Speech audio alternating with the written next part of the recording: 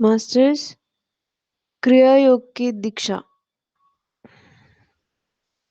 महावतार बाबा जी ने बोला हुआ है।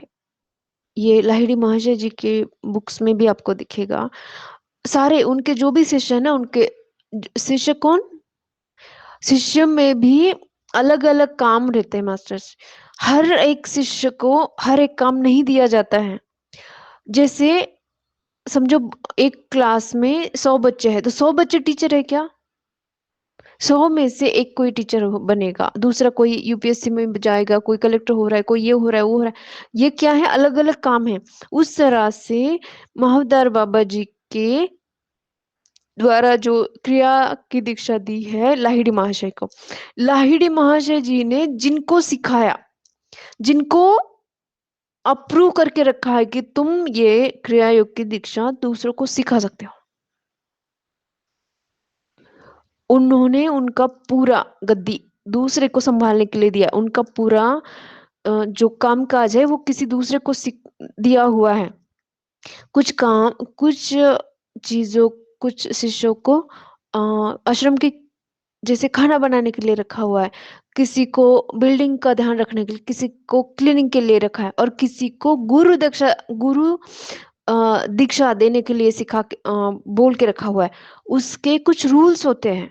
उन गुरुओं को, उन जो दीक्षा देने वाले हैं, उनके कुछ रूल्स होते हैं जो सबके लिए नहीं है।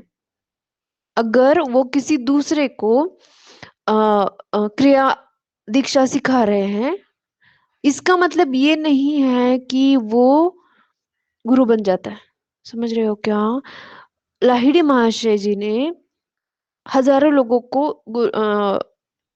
दीक्षा दी होगी, तो वो हजारों लोग क्रिया दीक्षा सिखा सकते हैं क्या? नहीं। उनको म, पानी दे के उनको शपथ दिलाई है कि तुम किसी को नहीं सिखा सकते हो।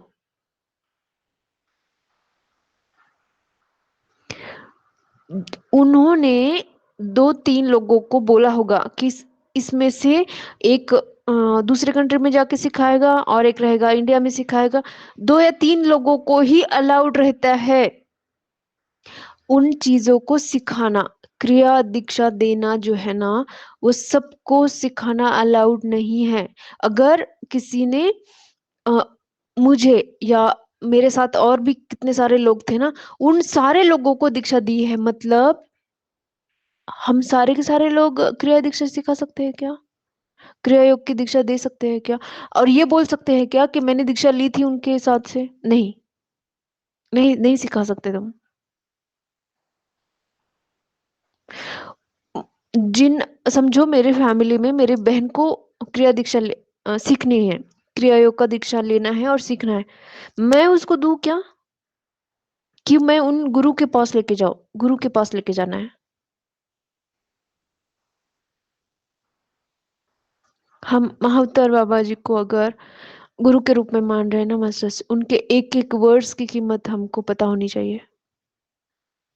सुबह मॉर्निंग में जो ब्रेथ टेक्निक सिखाई जा रही है, कुछ क्रिया योग के कुछ पैटर्न सिखाए जा रहे हैं ना, उसमें भी बाबा जी ने बोल के रखा है कि ये सब के लिए नहीं है। मॉर्निंग में मेडिटेशन करना जरूरी है, बोला है ना। और अगर सुबह का मेडिटेशन आप रिपीट कर रहे हो तो ब्रेथ टेक्निक को रिपीट नहीं करना है, बोला हुआ है ना। बाकी दूसरा सब सब कुछ कर सकते हो आप। अगर सिर्फ 3 या 5 बार क्रिया ब्रेथ टेक्निक ठीक से करने से इतना एनर्जी बढ़ रहा है, तो हम लोग ऑनलाइन जो सिखा रहे हैं, ऑनलाइन जो, ये कभी भी बाबा जी उसको अप्रूव नहीं कर सकते। उसका क्या असर हो रहा है? उसकी एनर्जी बढ़ रही है।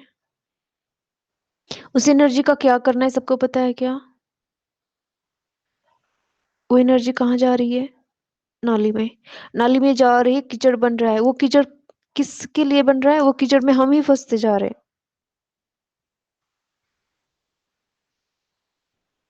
क्रिया दीक्षा सबसे नहीं सीखनी है।